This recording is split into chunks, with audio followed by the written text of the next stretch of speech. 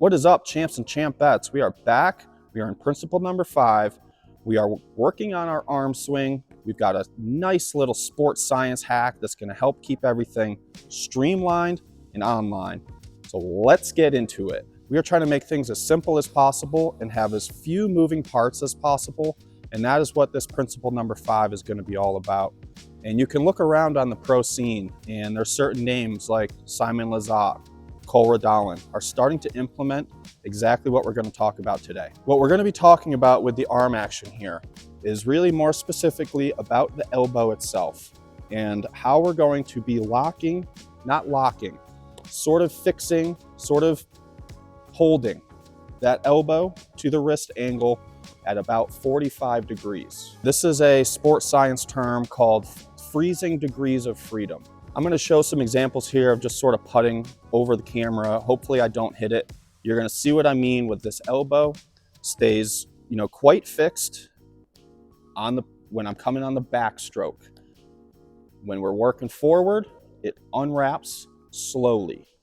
That's the thing. This is under control. This is smooth.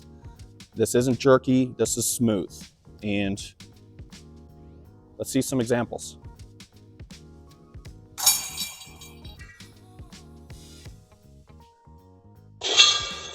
Some people might ask, well, where's the power going to come from? How am I going to get the putts there?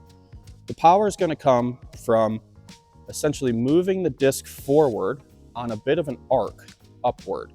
So again, we're moving toward the basket really as much as possible here.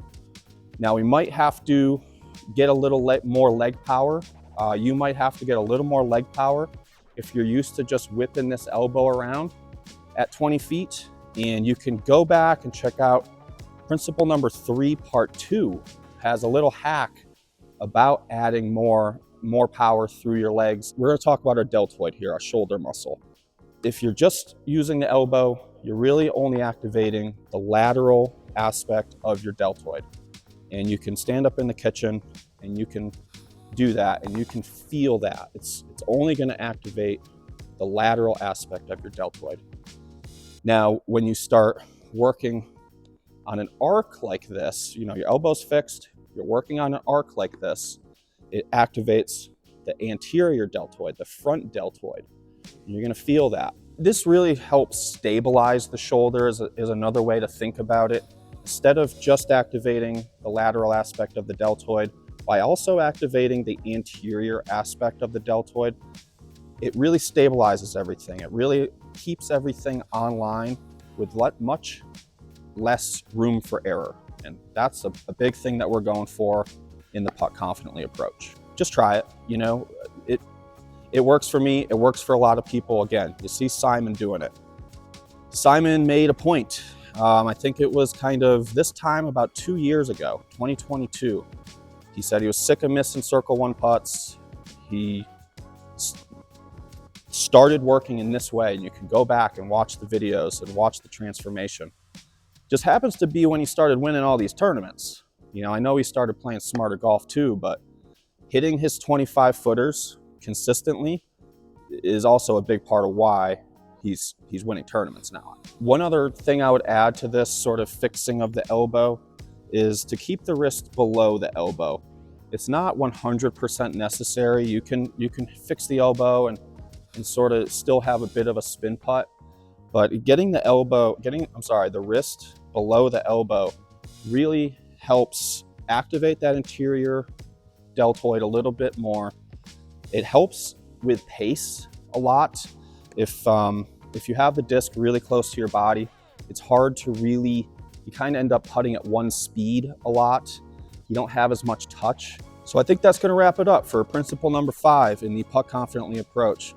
Thank you guys for watching. Really hope this helps. Give this one a shot while you're practice putting over the next week or 2. I really think this one could help you out. Stay tuned for principle number 6. We are going to be talking about timing. We're going to time all of this up. We got a little bit of an example with it today with the elbow being fixed, the weight coming back, elbow fixed, unwrapping it slowly. But I feel like it's time that we go through, put it all together from the legs to the weight shift and the pop and the brace, put it all together. So principle number 6 is going to be timing.